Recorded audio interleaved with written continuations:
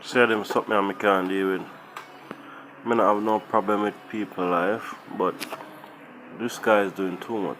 Or this girl is doing too much because guy or girl, they do too much because not even a female is doing this. They are more extra.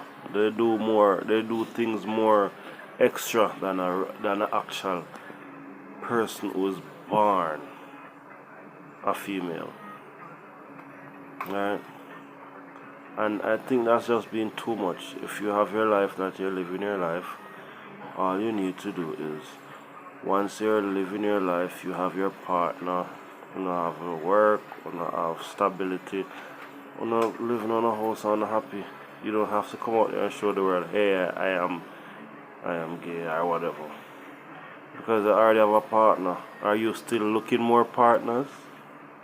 No, you have one already, so why still advertising what you are? Why?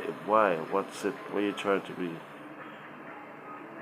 We see you guys all the time and we have no problem. We don't say anything, we even talk to you, we be friends with you, but you just be showing like, hey, watch out. I don't need to know that.